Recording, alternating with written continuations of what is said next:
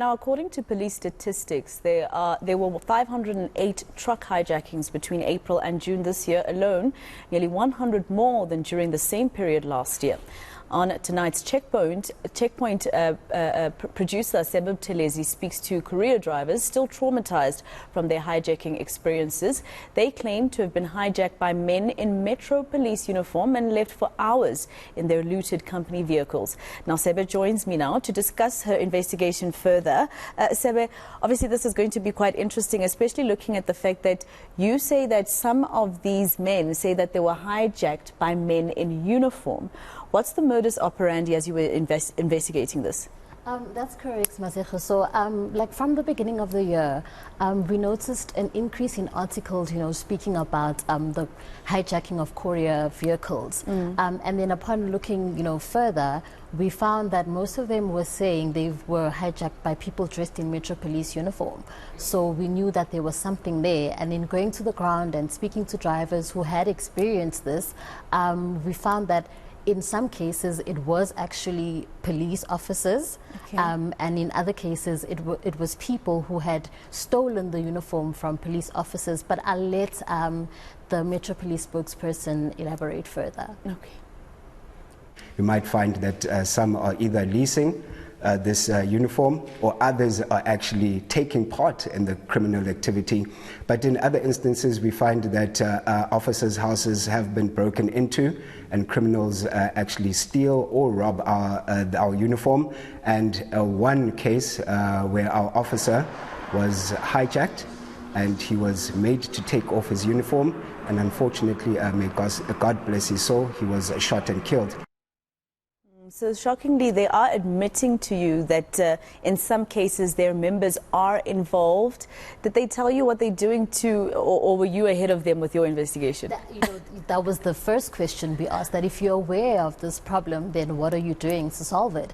And we were told about meetings that are held and conferences, and we basically told them that acknowledging a problem is not the same as solving a problem.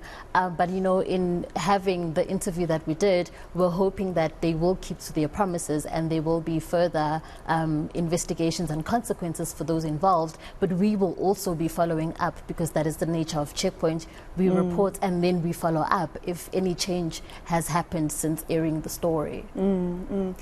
Now, what I'm interested in the most for tonight's episode and your investigation, Sebe, is the fact that you spoke to even the hijacker himself, or one or two of that. What did they say? Like, what are they telling you? Maybe inside job?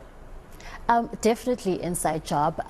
One of the first things that the hijacker told us was that they get the information from people that are in the offices. So most of the times the drivers don't know what they are transporting, and so it's someone who's inside who knows what's in the package, and they are the ones who sell the information to the hijackers outside. I mean, he even spoke of how they give them specific details, including number plates and locations of where the car which route the car will be taking. But I'll also let the hijacker elaborate.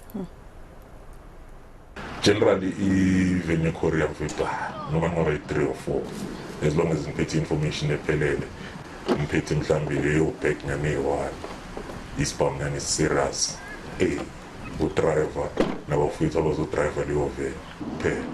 I-planning process wasn't ayikho intense still. Wonke umuntu uyazi ukuthi kumele ayenzeni, as long as i-information iphumele ukuthi imoto enjani ifunwayo, ifunwa nini, iphuma nini, izobonwa nini, idlula kuphi, iyo kuphela into efunekayo. And of course, the other nature of Checkpoint is obviously to try and cover all the angles, right? So I know that you spoke to the courier truck driving companies as well. What are they telling you about the fact that, this guy is saying they get the information sometimes from their people? So we got a mixed reaction. We reached out to a number of courier companies, and the main thing that stood out was that most of them did not want to participate in the episode, stating that there were security reasons.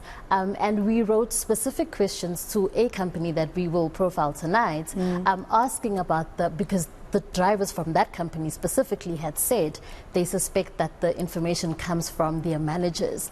And we asked that direct question, and the answer that we got was neither here nor there, but you can watch tonight to get the exact response that they gave us. Yeah, and of course the viewer and myself can make up our minds. Thank you so much for speaking to us.